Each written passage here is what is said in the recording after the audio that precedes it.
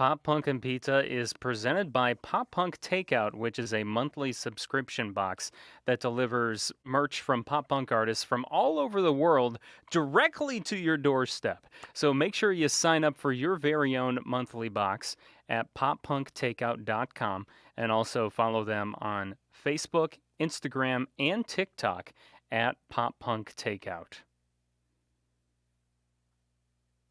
I'm going out, I gotta go. I'll bang a rang on the radio. So turn it up, I'm telling you. I think I'm ready for something new. Hey, hello, it's nice to meet ya. Hey, come in and have a slice of pizza. Hey, hello, it's nice to meet ya.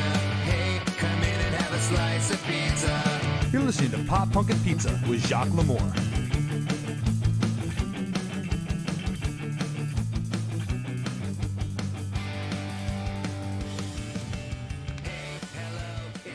All right, let's get rolling. Sorry, I had some technical difficulties.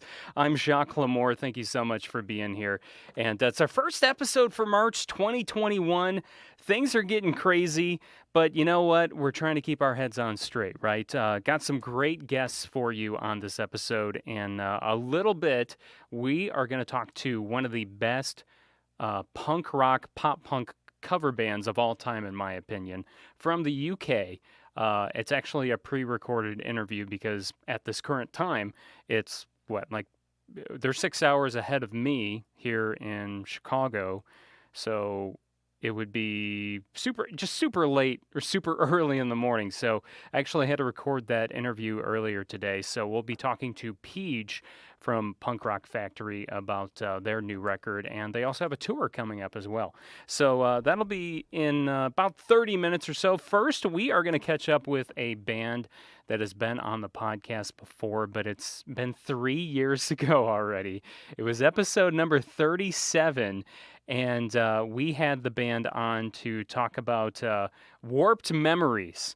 And so returning is actually Damien of Felicity, and then Mike of Felicity, who actually has never been on the show before. So let's re-welcome Damien, and then fresh out of the box, we got Mike. Welcome, guys.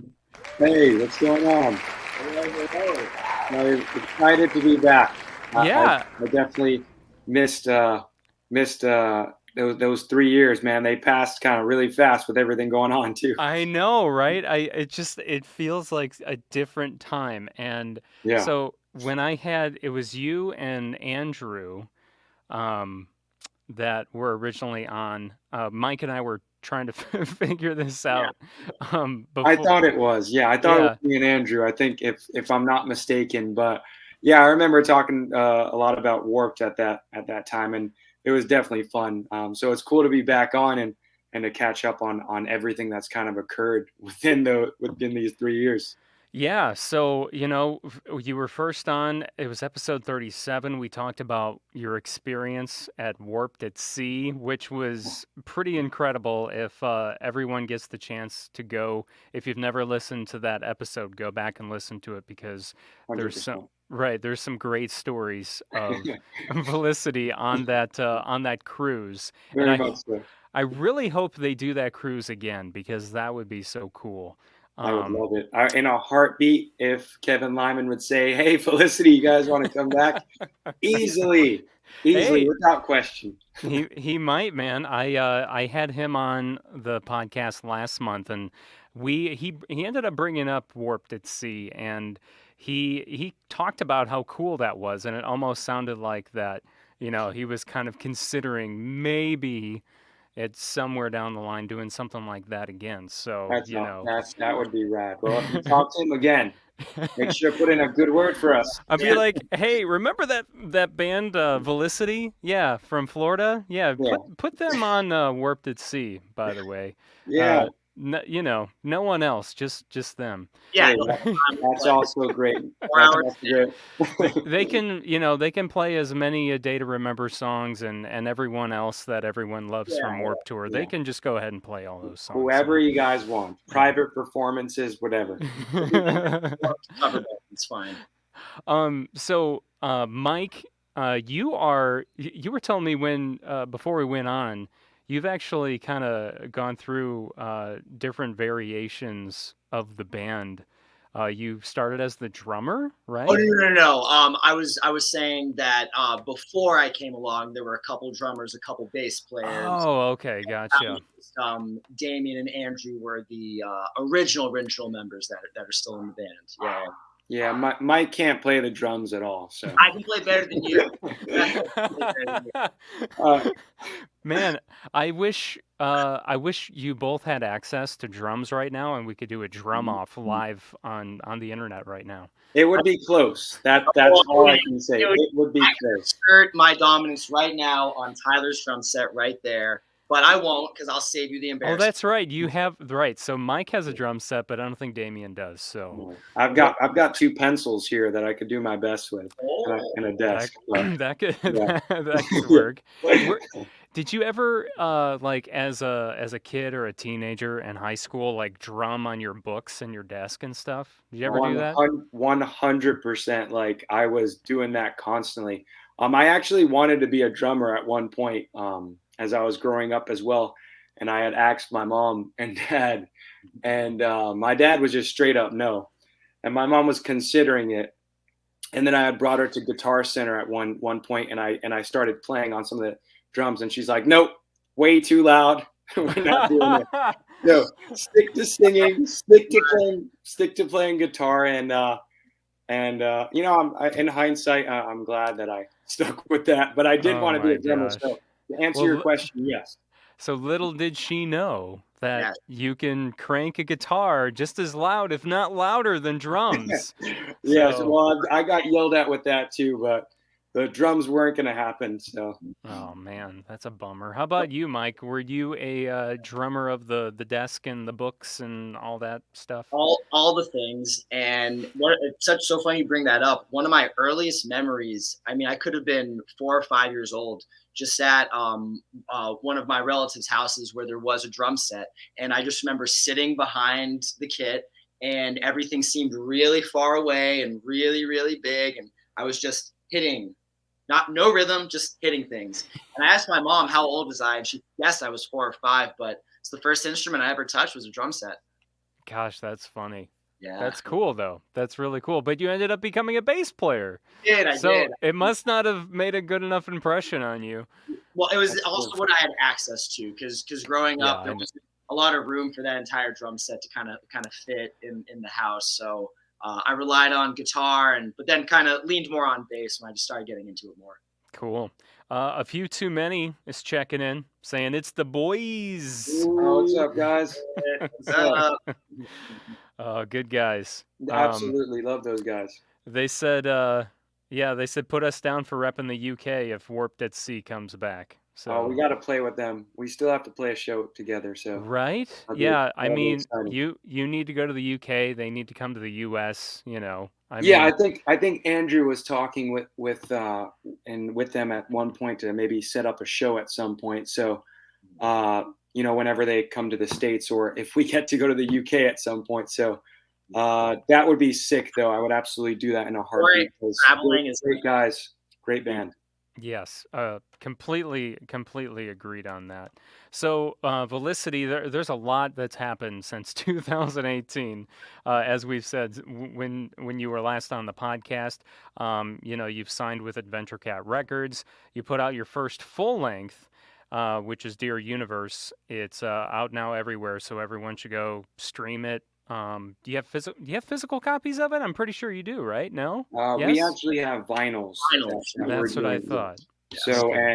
and you know, digital downloads and everything on like Spotify, Apple Music, and everything like that. So 100% check it out. We're really proud of this album, and yeah, we just you know, released it a couple weeks couple weeks ago, Yep. and we've gotten great responses to it, and we're just really proud of it. And we would definitely be touring it right now, but you know, the world is slowly, I feel, getting back into those things. Concerts, festivals are coming back, but it'll be a gradual thing. So right now, it's it means a lot to be on this podcast and sharing it with your fans as well. So Absolutely, check it out. Well, it's an honor to have you guys back, and but yeah, you're absolutely right. I've been kind of getting a little more anxious lately with this Delta variant being in the news a lot and Sure. COVID numbers rising.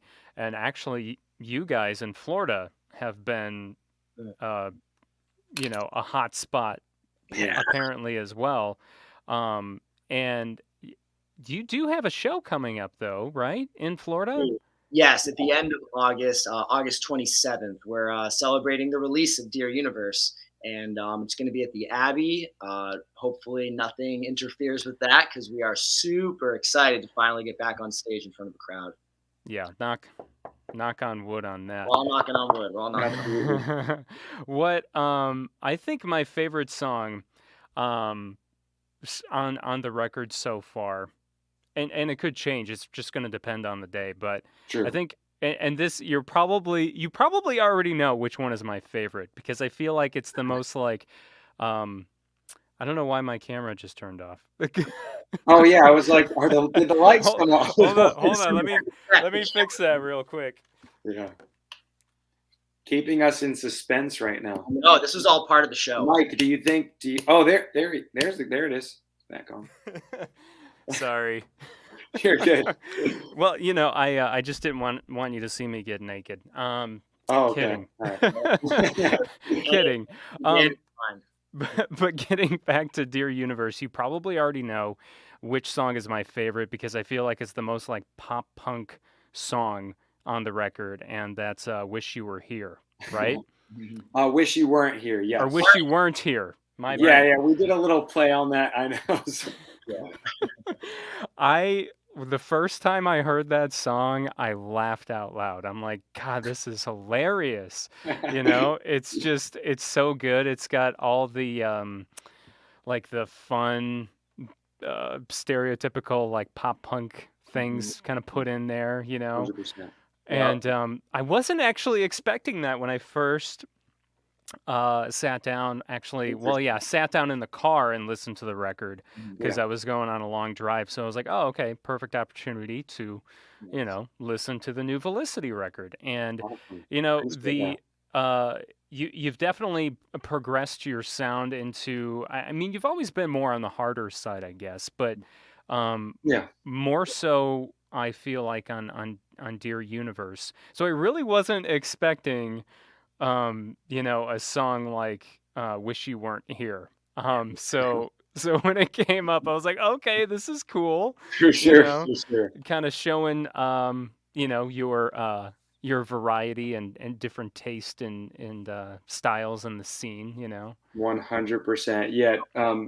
To note that this record in particular definitely has those heavy tracks, those bangers like Pendulum, Hit and Run, Ghost Town. But there is a slight departure towards the end of the record where it kind of gets a little bit softer, has a little bit of pop punk, like you said, like Wish You Weren't Here and Lonely Nights have a little of those vibes. But like Highs and Lows and You Got This are like a completely different feel. And C'est La Vie, I would think, are a completely different feel than kind of what we've done in the past. So it was really exciting to kind of experiment in that with those styles and see what our fan base thought. And interesting enough, those songs like have been some of the ones that have been talked about the most. So that kind of leads us to think like, what will the future be of Felicity after, when we decide to start writing again and stuff like that. But we're just excited that people are listening to this album and find little bits and pieces from it. Like, for example, you enjoying Wish You Weren't Here. And, I that's one of our favorite songs on the record as well. So it's cool that you really enjoyed that too. Yeah, there's just I don't know, you can't beat a song like that. But obviously that's not the only song I liked. I did enjoy the change of, I think it's Ghost Town, right? That's the one that's more ballady? Or is it I'd say Ghost Town's a little bit more Yeah, it's a harder song. Harder. One might have been. Is it You Got This? You Got This. You Got This. Okay. Yeah, You Got This or probably Lonely Nights, I think, probably fall a little bit more in the ballad style. It was You Got This for sure. I was going to say it was in the middle of the record. Yeah. Yeah, yeah. Yeah. It is the shift in the record.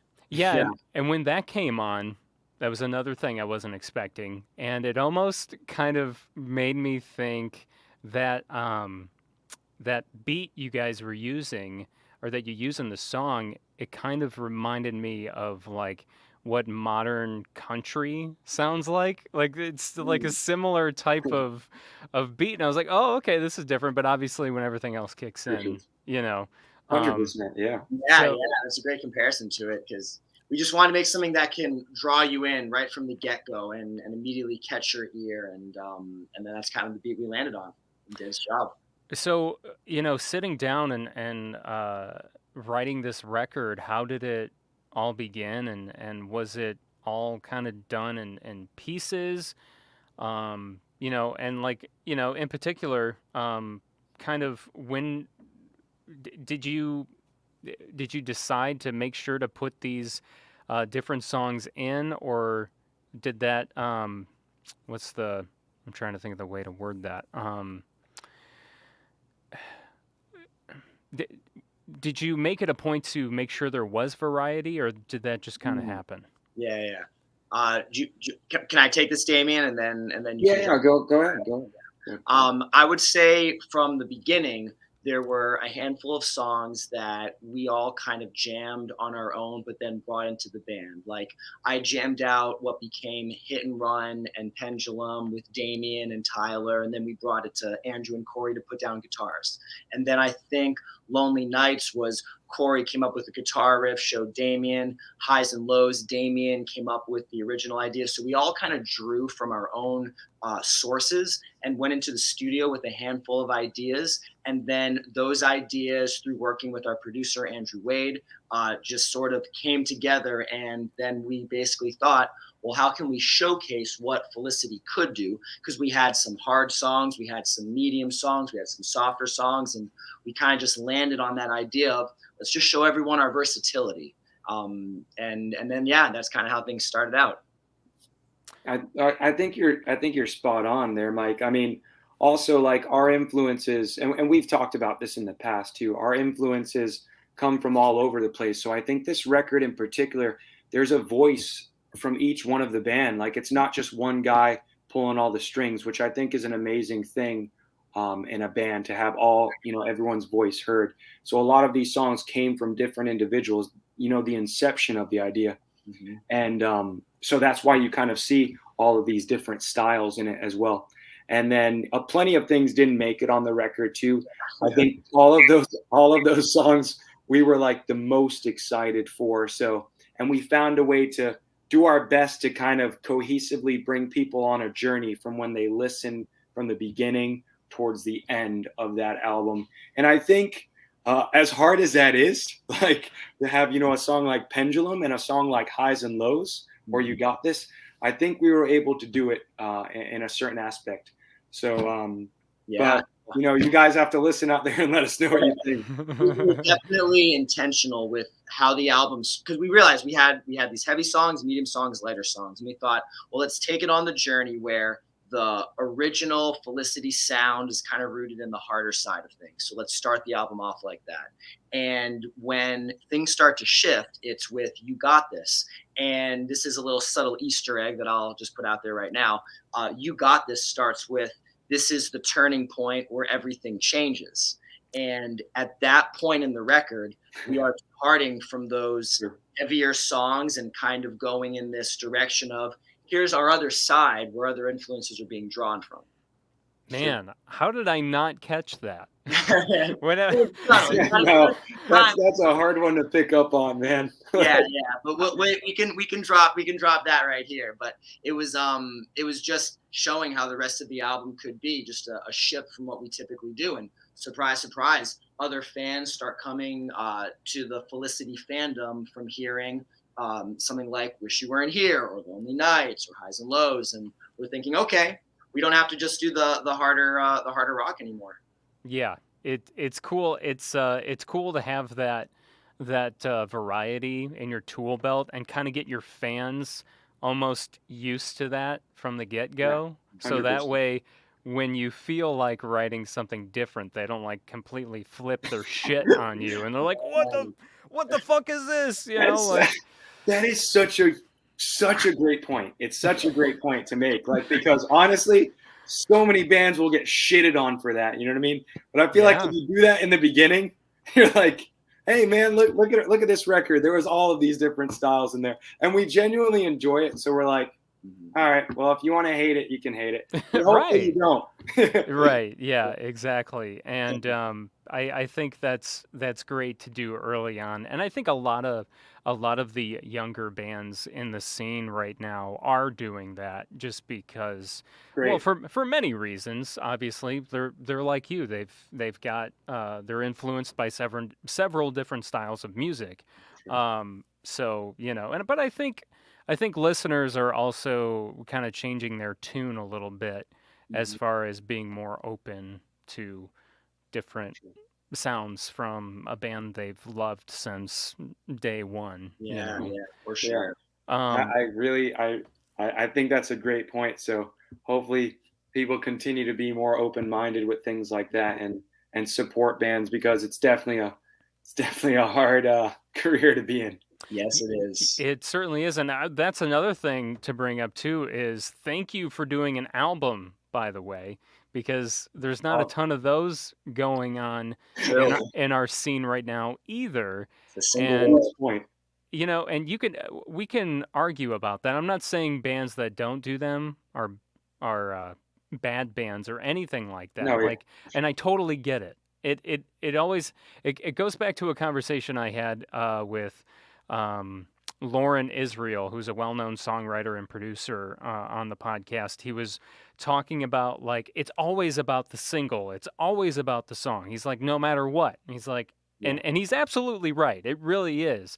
But there's true. still something about discovering a record that you absolutely love front to back, you know?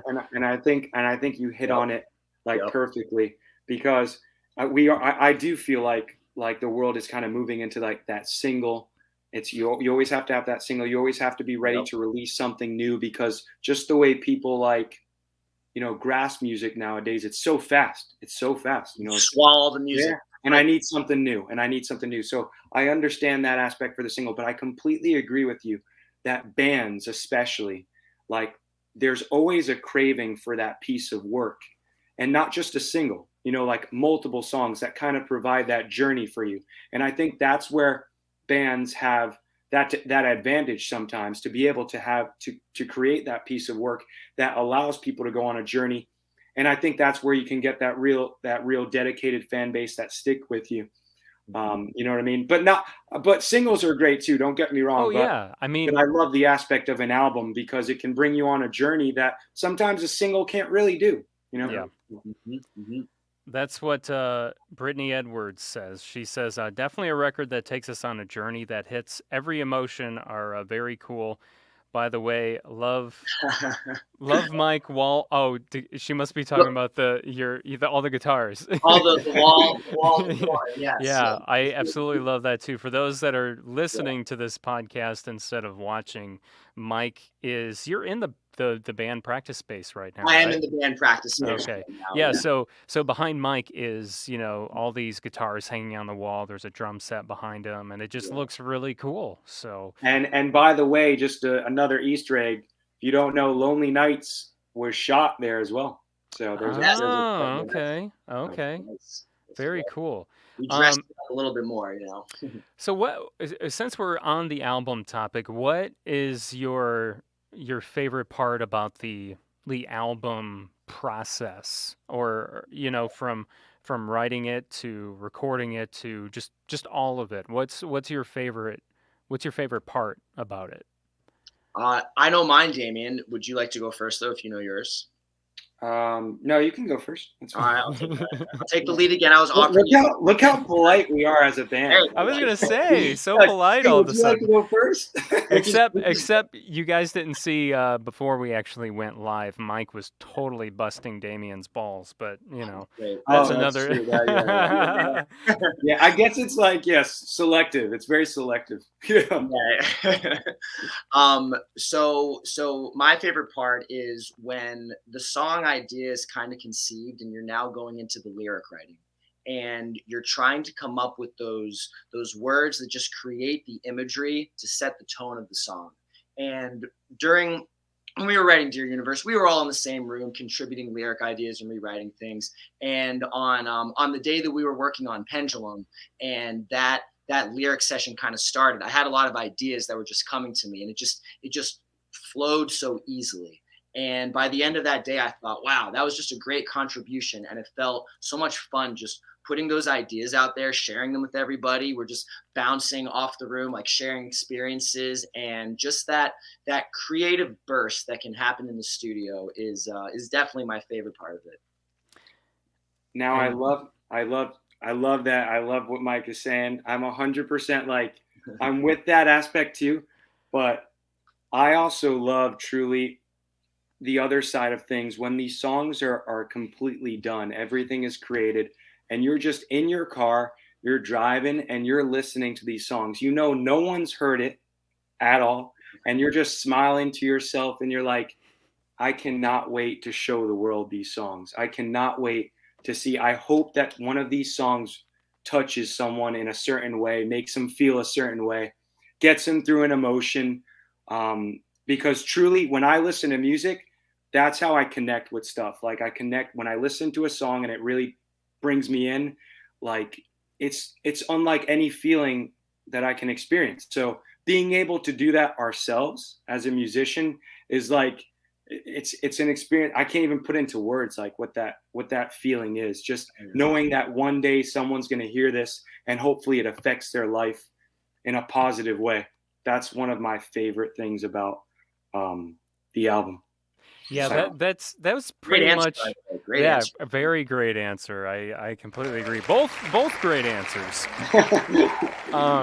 But Damien, that's along the lines of what I was thinking for myself is when you get to that moment where you've either demoed out the song or you've just kind of laid down the rough tracks for the actual final, recording of the song.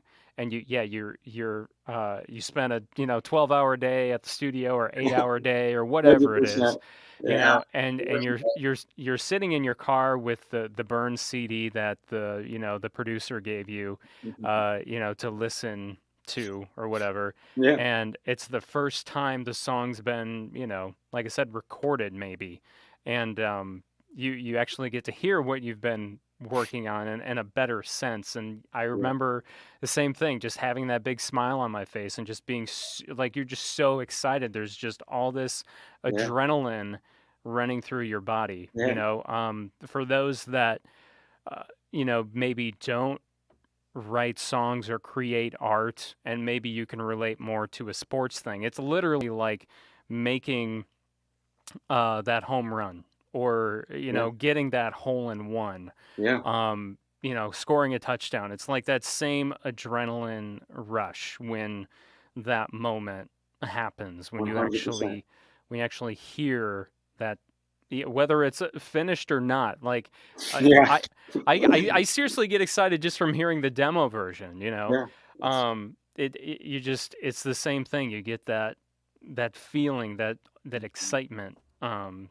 Going. It's an amazing feeling, and one to never take for granted, because once the songs are out, they're out, but that special moment that you share, just you in your car, and sometimes you're with all the guys too, which is great too, but it's just a special moment. And then because one day all these songs are going to be released, and hoping that it makes people feel good when they hear it, just those thoughts run through my mind.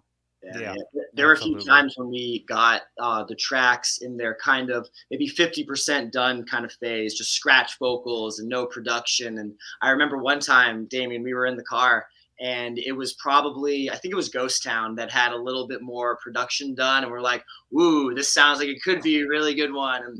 And just how much it's changed since then and the excitement we had at that point listening to it and to see what it's become now. I mean, all the songs in the album, just what they were to what they became, just same thing. Yeah, absolutely. There's just nothing like that feeling whatsoever. So everyone needs to go listen to Dear Universe right now. Go do Yeah, check it out. it.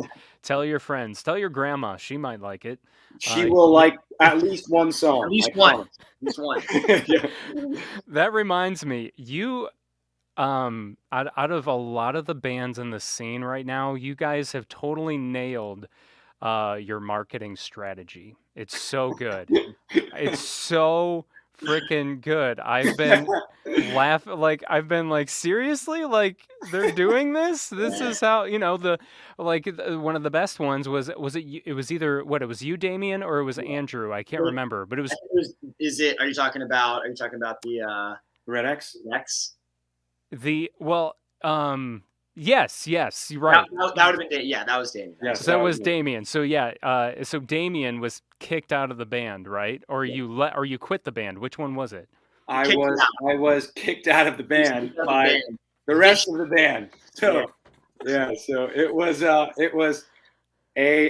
was pretty crazy, I'll tell you that. I fell for it.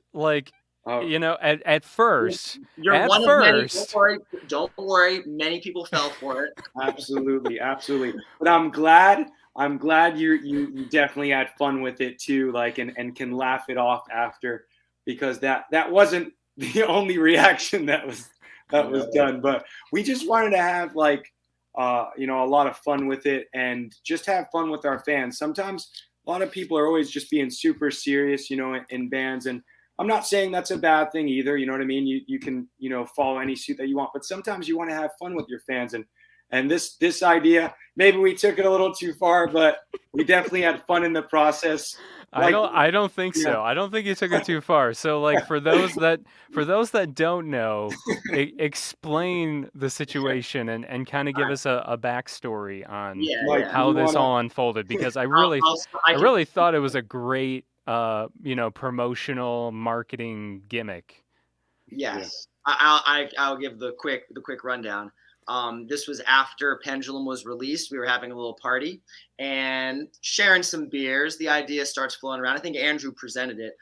Yes. What if we actually kick Damien out of the band as like a marketing thing? Because the music video for You Got This has him out of the band already. And I mean, we're just having a bunch of beers, thinking like, oh, it's a great idea. Yeah, okay, all right, whatever. So then at the next band practice, we hadn't even discussed it, planned it, or made anything like a big deal. Just at the end of that band practice, we're like, hey, weren't we talking about just kicking Damien out as kind of like a fun thing to hype up the album release? And we're like, yeah, okay. Yeah, put a red X on his face. Yeah, just post that picture. All right, guys, here we go. And we just did it and thought maybe a few people will see it and go, oh, those guys are bullshitting. Within 5 minutes, we're all getting text messages from friends, family. Is this true? What the hell is going on? And it's insane how quickly that blew up. We kind of started to ignore it and thought, whatever, we'll just deal with all of this later. And then Damien was getting obviously the brunt of it because he's the one kicked out of the band. And then he goes ahead and calls Andrew on the way home and goes, do we need to go back on this? Should we undo this right now? Do we go too far? And Andrew's like, we're gonna fucking double down. And straight up. That's exactly what he said. I was like, Drew, I'm really getting a lot of heat right now, man. Are you thinking we need to pull back a little bit? And legitimately, he's like, no, we got to double down. And so the next day we just looked at the Facebook comments and Corey and I left some breadcrumbs that kind of made light of a situation that, like, if it were true, we were saying things that just seemed kind of too playful. But thought, some people didn't. Some people didn't even care to read the comments, and they just wanted to react. But as the comments started to fill up, and then the next day we're like, well, how do we fire back? How do we one up this? And we thought, all right, put a red X on all of our faces, and then Damien post that picture of him. It's like, yeah, fuck these guys. That's when we broke. We almost felt like we were breaking the internet at that point, because it started to go viral on Twitter as well. Yeah. Someone had copied the picture and said, "This is the funniest way to kick out a band member." And like there were so many likes and reposts, and we're like, "Wow, guys, it's all over Twitter now." So it was crazy. Well, it worked. Yeah, it worked perfectly. And as time went on, more and more people started to figure it out. But then there was still this group that just held strong to, no, this is wrong, Team Damien, or yes, you kicked him out, you're better off without him, fuck that guy. So we saw both sides of it. And it was so funny when the ones that said, yeah, you're better off without Damien came in. I took a screenshot of that, sent it to him. I said, yup, we got to move on. And we had even started getting auditions being sent, because we had made a hotline as well. And like, we legitimately did not think that we would get a lot of those auditions in. And we're definitely like humbled by that, and definitely grateful for a lot of musicians out there, because sometimes, in a band, you're moving a million miles per minute, so you don't even think that you're making, that people care about you. And it was awesome to see a lot of musicians auditioning and did great auditions as well. So so that was pretty crazy too. And at some point we're hoping to do like a compilation with all of those. Oh, cool. Good idea. I like actually that. Put like the stems of the music behind them singing our songs, and just saying, here you go, like, thank you for calling and leaving this voicemail where you're putting yourself out there. This is the least we can do. Yeah, that would be cool. And a way to be like, hey, sorry we blew smoke up your ass. Yeah, in a sense, because we were definitely like everything else, like, that was the one thing that kind of like we were thinking, man, that kind of sucked, but in terms of the other things that we were going for, in terms of just having fun with our fans and building that buzz, a lot of people definitely laughed it off in the end. They're like, man, you guys pulled one over on me. But like, I'm really glad you did, because like a lot of people were like, you had me on the edge of my seats from like Monday till Friday, and this felt like the longest week in our lives, because it wasn't all like great stuff being said, you know what I mean? So we were just like, man, can Friday come? Can we just put out this music video so that we can be done with it? And but the response at the end of the day was great, and we just kind of followed suit after that experience, where we did like stuff with the dolls for the music video for the weather, and we just kept having like fun with our fans, and they definitely appreciated it. So I'm glad people enjoyed it.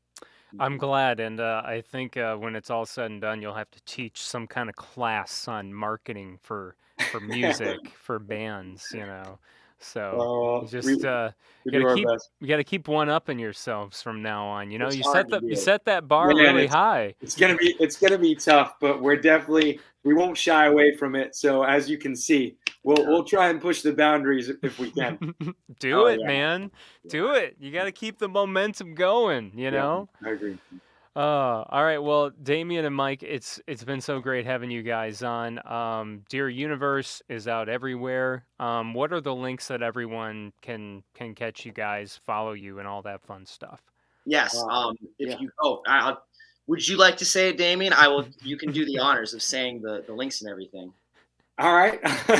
You guys can follow. I'll take it this time, okay, Mike? I'm so glad you're taking my generous offer. He's too polite. He let me go again.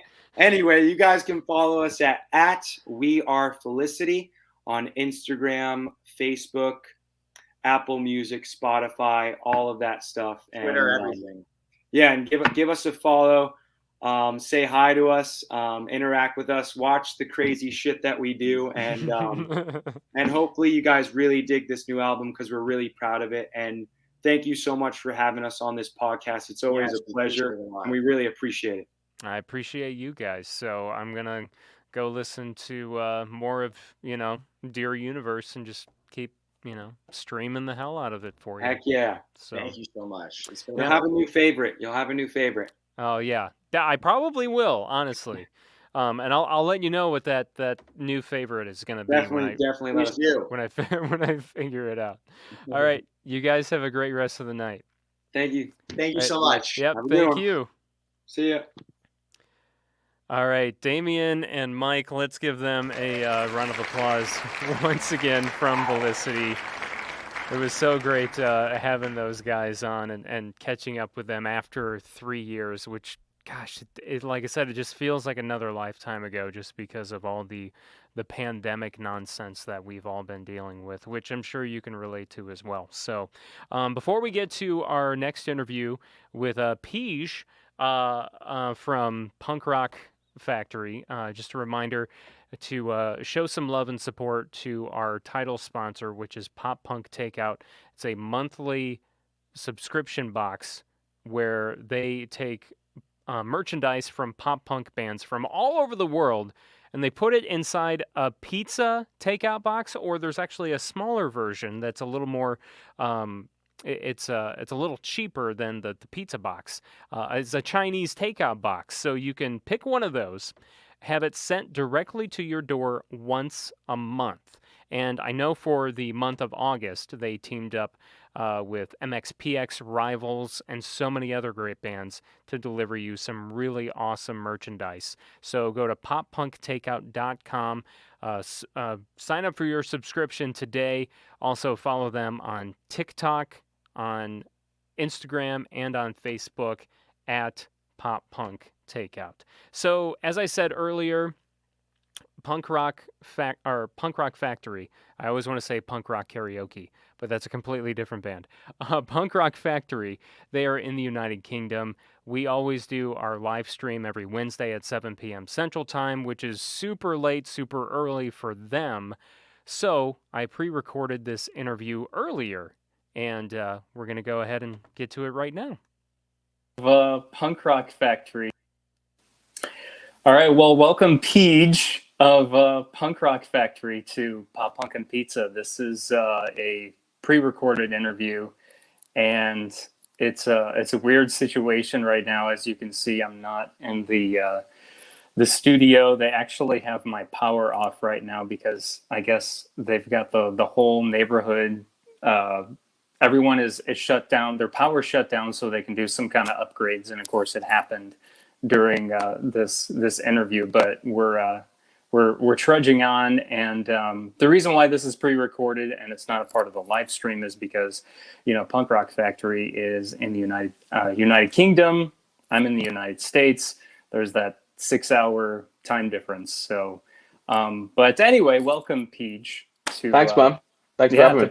Of course, I know I said this to you yesterday, but I've been listening to Punk Rock Factory a lot in the car with my son, just because it's tunes he's familiar with, it's songs he's familiar with, and it's it's G-rated or PG-rated, however you want to throw that out there. So we've been jamming out a lot to Punk Rock Factory in the car. He's 4. He loves it. I think his favorite song is probably Life is a Highway. I think that's the one he likes the best. Yeah, the Cars fan. Yeah, right, exactly. Yeah. He knows it from Cars. Yeah. So, but it just, Punk Rock Factory is such a cool thing. And how did that get started up? It was a bit of a random one, really. I mean, all of us have been in bands forever, and we've all either been in bands with each other or worked together at some point. And it just started off as a bit of a laugh. 1 or 2 evening a week. A mate of ours had a studio. We were just messing about, checked some stuff on YouTube, and it was literally just to kind of satisfy our musical side, really, because none of us were in bands at the time, and it was just a bit of fun. And I think things got left. We did it for about, I don't know, maybe 12 months, and then we just stopped doing it. We did it briefly, put a couple of videos out, And then, we all got busy with other stuff. Some of us worked with some other projects and stuff. And then I think it was about a 3-year break. And then we decided to get back together, and we did and we finished. We'd already recorded a bunch of stuff and never did anything with it. And then we put the first album out then when we kind of reunited then. So when was that when you guys first got together? It was the end of 2014, I think, start of 2015. Okay. We did put a few things out through 2015, recorded some more stuff then, maybe 2016, beginning of, and then none of that saw the light of day until the end of 2019. So yeah, it was a big gap. Yeah, that is a big gap. But when you guys kind of picked it back up, that's really kind of when things started picking it up gained for some the band. traction. Yeah, we put the first album out. We didn't have any expectations of it really. It didn't do very well. It had, we had some sort of few loyal fans that had stuck with us from the earlier stuff. We put that album out. It got some plays, it got some follows, but it didn't really do a huge amount. That's when we started playing with the different things on socials and TikTok. And it just kind of escalated from there after that. Yeah. So when it comes to, I'm trying to think of how I word this. When it comes to choosing the songs, how do you guys do that? Do you just kind of like come together and you're like, well, let's do this? I mean, the first album, originally it started out as we were going to do a bit of a 90s album, which is where things like Mbop and a couple of others came from. Yes. But then it quickly diverted. We thought, let's do this one, let's do this one, let's do this one. And it just ended up being a bit of a mixed bag of an album. The Disney album then, Whole New Worst, that we did The Lion King on the first album. The Just Can't Wait to Be King was on the first album. And we were like I said, we were always playing with stuff on social medias in regards to what we're posting and how we're posting it and when. We posted a clip of Just Can't Wait to Be King on TikTok, and people went mad for it. They were loving the whole kind of pop punk Disney thing. So we thought, let's do more of the Disney stuff then. That's what people are digging. And then it kind of escalated into an album, and then it escalated into guests on nearly every song, and it just kind of went crazy after that. Then the Disney album was really the album kind of made us, I guess. Yeah, I mean, it makes sense because look at what those songs did for Disney originally. Yeah. So and whether you love or hate Disney songs, you know them. Like, you know them word for word almost, or at least some of the words, and you just kind of make up the other ones, right? Yeah. So it's like, it's fun. It's so fun to hear the songs done in a more current style of pop punk or punk rock, however you want to categorize it. And I think I don't know. I picture like you guys in the studio. It just must be like a bunch of goofing around and just non-stop, bro. Absolutely non-stop. We don't take a lot of stuff seriously. We never have done. However, behind the scenes, we are idiots and we do mess about a lot. But when it comes down to it, we do things properly. Do you know what I mean? We agonize over everything, whether it's a social post or how the video is going to look or everything. Like even down to what's this one bar of this song going to do, because I didn't like it being like that. And we can sit there for an hour or two at a time agonizing over about a 3 or 4 second part of the track. So yeah, as much as we do dick about, there's equally as much graft behind it as well. Do you know what I mean? We do put the time, we do put a lot of the effort in. Oh, you obviously do, because I feel like obviously people are always covering the songs that you guys have covered, and there are I mean, there's countless great versions of like Let It Go, for example, Yeah. or even with you know your most recent album, Masters of the Universe. I mean, um, you guys cover Scooby Doo on there, and there's a lot of people that have done great versions of even just Scooby Doo over the years, but no one does it quite like you guys. And you obviously take the time to to kind of make those parts fit from the original song into your style, because I feel like some covers they don't do that as well. They just kind of like they just kind of glide over it. Or even with your harmonies, like your harmonies are spot on. You obviously take the time to make sure those are all there. So yeah, you're obviously we agonize over every little detail, and you say we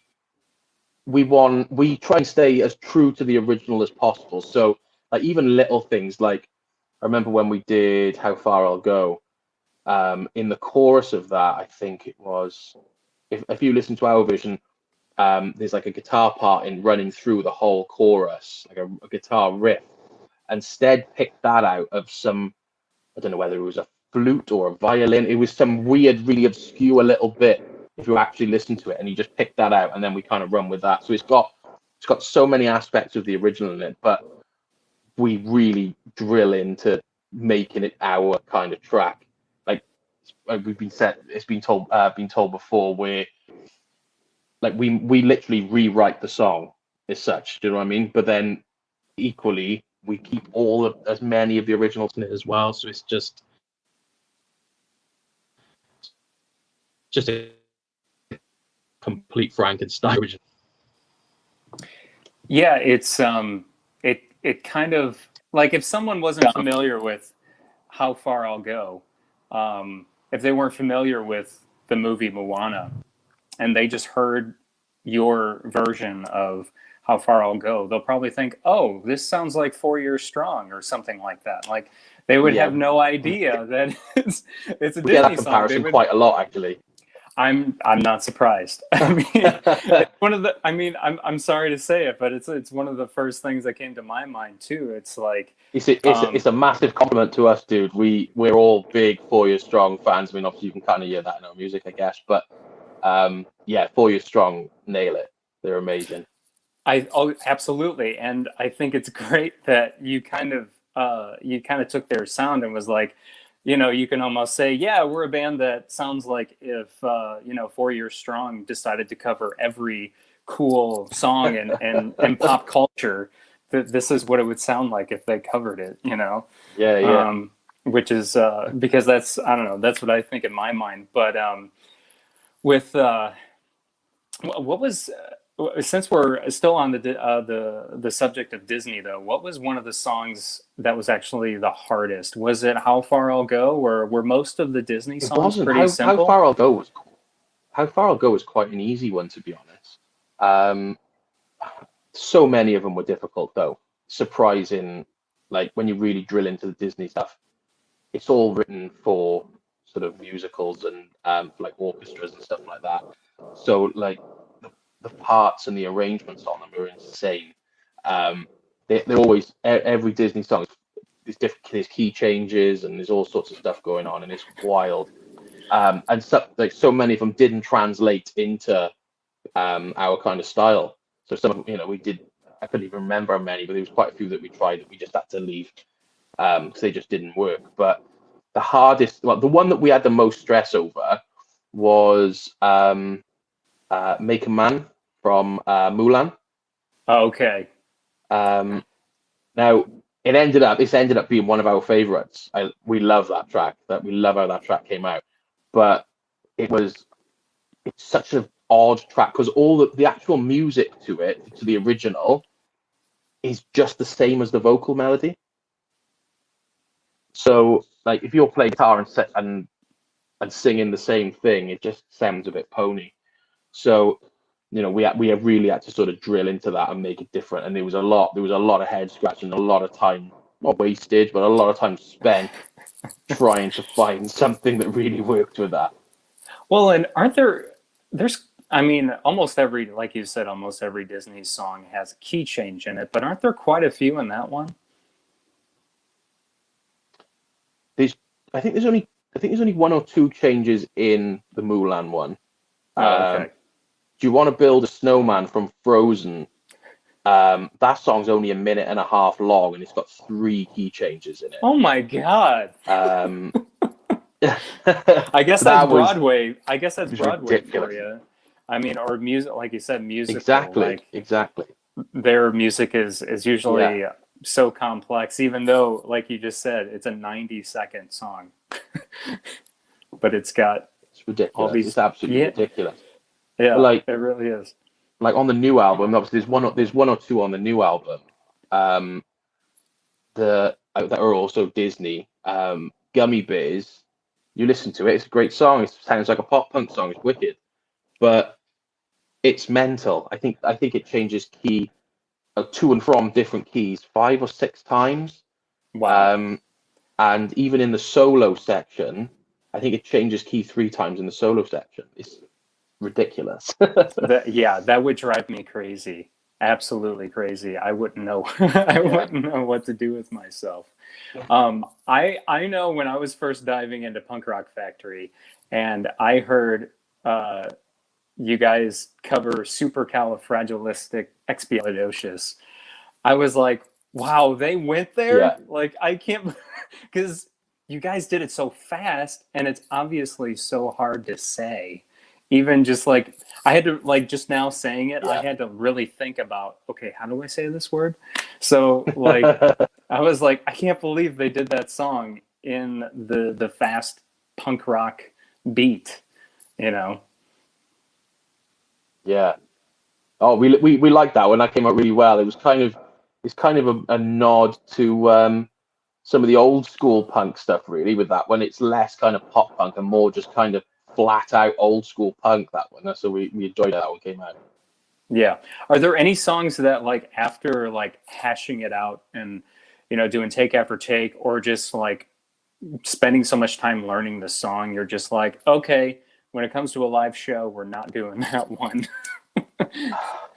Which, do you know what? The couple that we don't like, A Whole New World, which is obviously the title track off the album. It's it's mental. It's ridiculous to play, and it's probably the one that we weren't happy with them. On the, I'm not saying not happy with it, but it's the one we liked the least on the album. What Yeah. was it about that you didn't like the way it turned out? I mean, it came out great, but it's just not as we didn't think it was as good as the others. There was nothing Yeah. you could really sort of dial into and say, but it just didn't come out as good as the others. But I mean, Yeah. Liv's guest vocal on it, Liv Haynes, her vocal was insane. Oh, yeah. She did a We great were job. super happy with her vocal, but just overall, it was probably just the one on the album that we weren't the biggest fans of. The rest of them, that we're all pretty happy with the rest of them.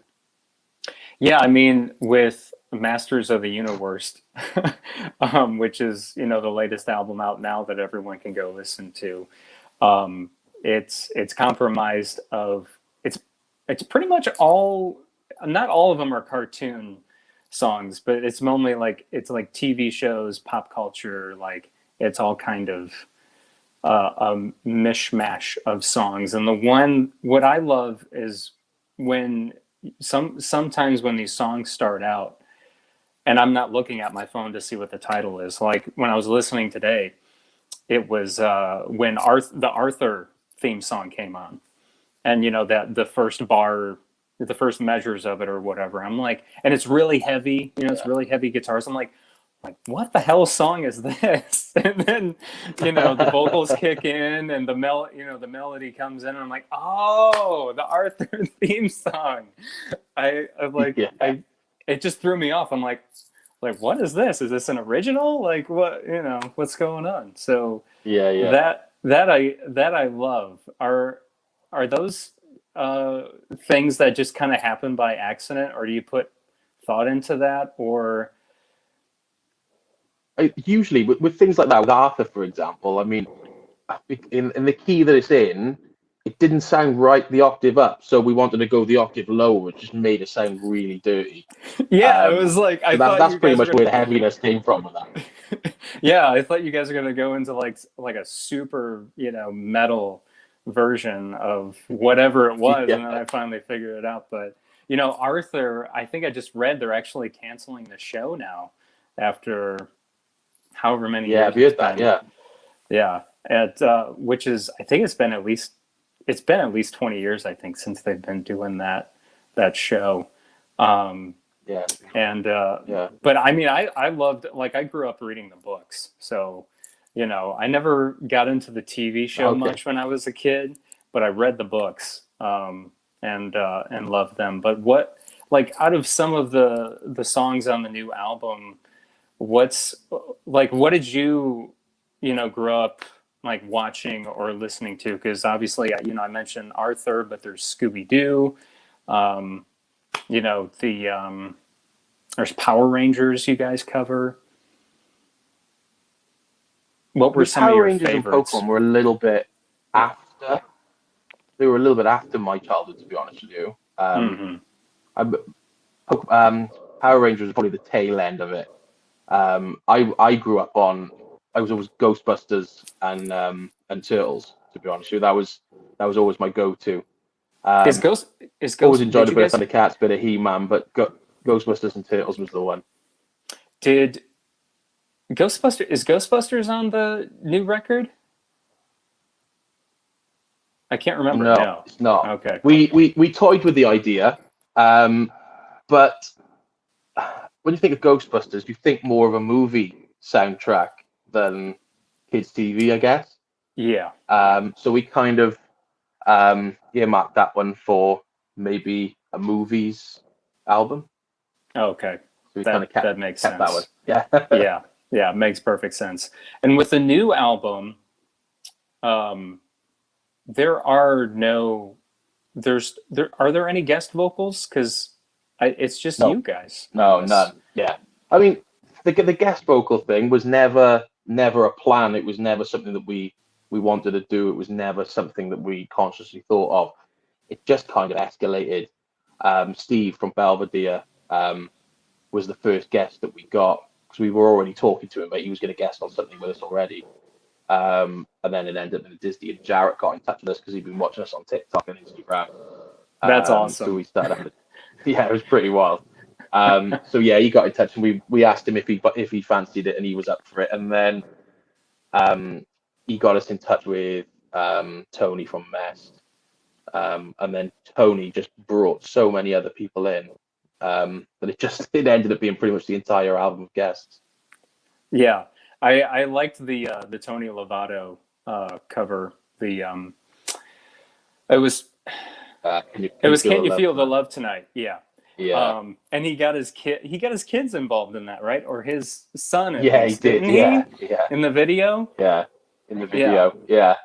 I think that was my favorite part, Yeah, that but was maybe cool. that's just because I'm a softie, because I'm a dad, but Yeah. but you have kids as well. Yeah, got 2 kids. Yeah. So I mean, they're kind of growing out of it a little bit now. My boy's just coming up 11. okay. My daughter's 9 now. So we don't tend to have a lot of Disney on in the house anymore. As you can imagine, my head was filled with it previously. Yeah, absolutely. It's probably now all about the listening to Dua Lipa or Billie Eilish or any. I'm disgusted with some of the music they listen to be honest with you. Yeah, and it's like what comes around goes around, right? It's so funny because you just think about when you were a kid and how much your parents Yeah. hated like Absolutely. I remember in my house, I remember my brother getting in trouble for listening to Korn and Limp Bizkit, like, Yeah. and They were a staple in the early 2000s, weren't they? Let's be honest.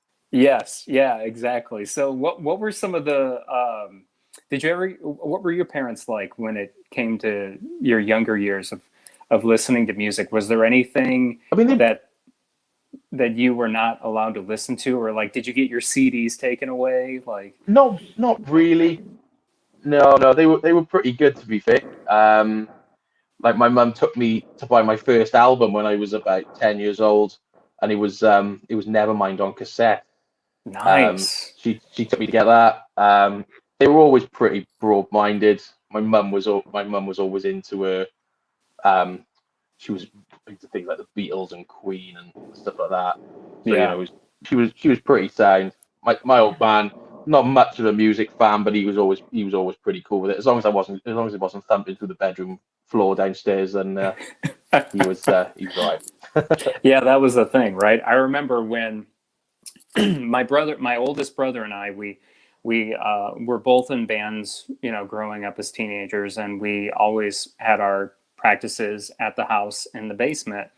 And I remember my dad in particular, even my mom, but it was mostly my dad, when the bass player would have his bass really bumping, it would rattle some things upstairs, Yeah.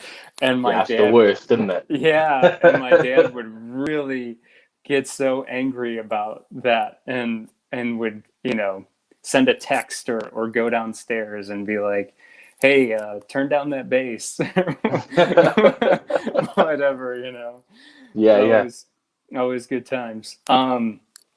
But with Masters of the Universe being out right now, there are physical copies available for that, right? Vinyl. Yeah, the physical copies are all on pre-order at the moment. So we're Okay, doing it on CD, vinyl, and cassette. nice. So there's various bundles available on our website. But yeah, they're all pre-order at the moment. They're going to be looking at shipping around the beginning of October, I think, is when they're going to be shipping. It's been backlogged at the vinyl pressing places, so everything's just taking its time at the minute. Yeah, and they say it all has to do with COVID, mostly. Or Yeah, I feel like it's probably a combination of things. It's probably that, and also the fact that there's just such a demand nowadays for vinyl, yeah, yeah, So, absolutely. and then the album though is on all streaming platforms. So, Yeah, if all platforms. Yeah, anything, whatever you're using, it'll be there. Yeah. right, and there's also a tour coming up later this year. You probably want to talk Yeah, about so that for a UK minute. tour. Yeah, the UK tour now kicks off on the 21st of November. So we're doing 13 shows over the UK over November and December. Nothing set for next year yet, but fingers crossed we'll get over the pond and look at America and Canada maybe. My power just came back on. You can see my Oh, fans moving I now. heard that. Yeah, and you heard that. Yeah, you probably heard some beeping, like my microwave and stuff. Yeah. Well, that's good news. But anyway, yeah. Have you guys been to the United States yet? Not as a band, no. Something we definitely want to do. Yeah.